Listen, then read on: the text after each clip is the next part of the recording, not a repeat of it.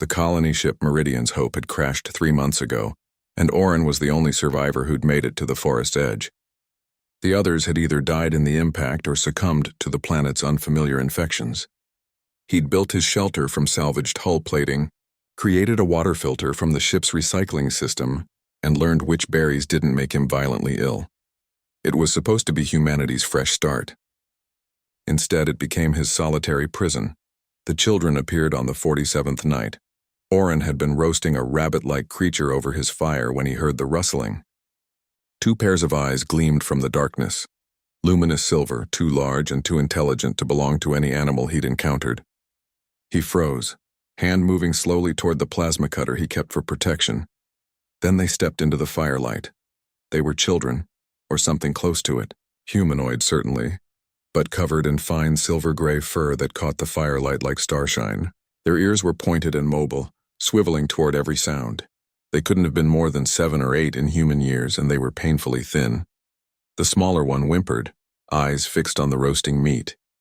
Every survival instinct screamed at Oren to drive them away. Resources were scarce.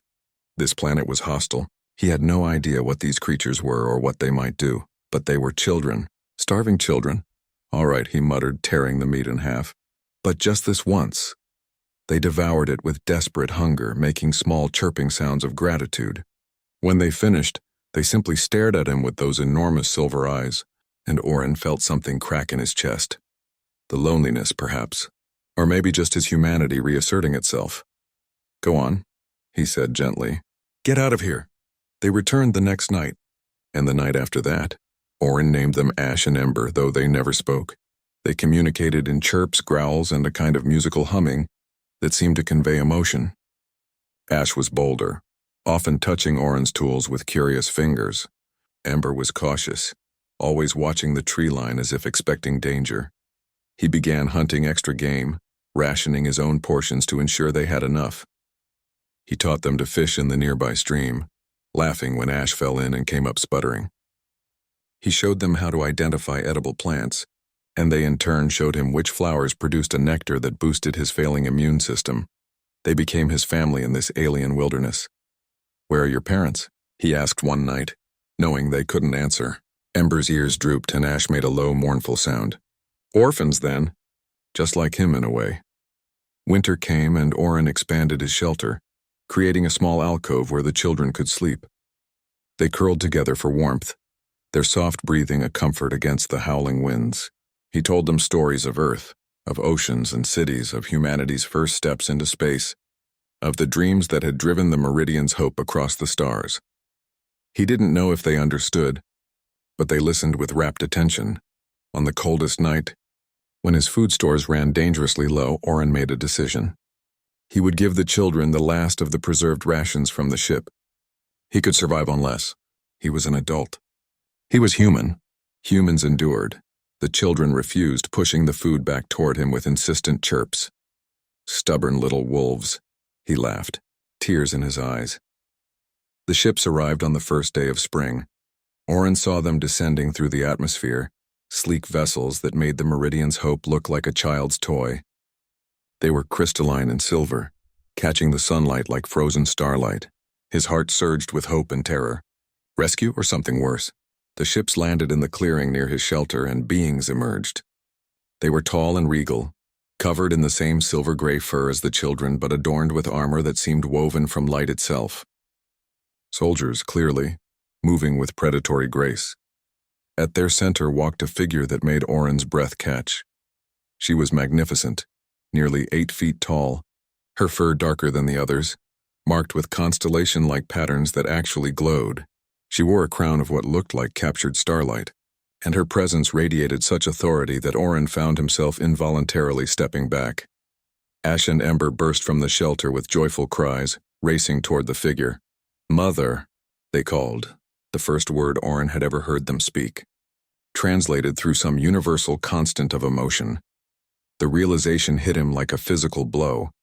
The figure, their mother, knelt and embraced them, her stoic expression cracking into something beautifully tender. She checked them over with gentle hands, and Oren saw tears glistening in her silver eyes. Then those eyes turned to him, and he felt the weight of 1,000 suns in that gaze.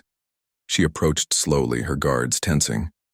Oren stood his ground, though his legs trembled. "You fed my children," she said, her voice resonating with harmonic layers that suggested it was being translated from something beyond human comprehension. "You sheltered them, protected them. I didn't know who they were," Oren stammered. "I am Selthara, Star Empress of the Lyran Ascendancy," she said, and Oren's knees nearly buckled. He'd heard rumors of the Lyran Empire. They controlled 3 sectors of space and commanded fleets that could shatter planets. "My children were taken in a raid. We have been searching for 3 months." She looked back at Ash and Ember, who were chattering excitedly to the other soldiers, showing them the fishing spot, the shelter, the tools Oren had made. "They crash-landed here," Selthara continued, her voice softer now. "Their escape pod damaged. They should have died." She turned back to Oren, and now her eyes held something like wonder. "But a human found them, fed them, loved them, when you had nothing." "They were children," Oren said simply. "What else could I do?" Selthara studied him for a long moment, and then she did something that made her guards gasp. She knelt before him, bringing her eyes level with his. "The Lyran Ascendancy does not forget debts, especially those paid in love," she said. "You save the heirs to an empire, human. Name your reward." Oren looked at Ash and Ember, who were watching him with those luminous eyes, and felt his heart break and heal simultaneously.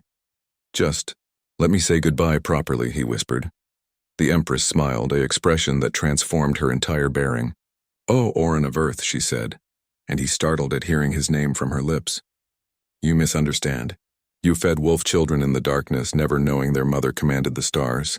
Now the stars are yours." She stood and extended her hand. "Come. Your survival here speaks of human resilience we have only heard legends of. The Ascendancy has need of such people. And my children have need of their—" She paused, searching for the word. "Their Oren," as he took her hand and felt himself lifted toward the waiting ships, toward a future among the stars he'd thought lost forever. Oren understood. Humanity's fresh start hadn't failed. It had simply taken a form he never imagined. Sometimes the greatest empires are built not on conquest, but on the simple act of sharing your fire with hungry children in the dark.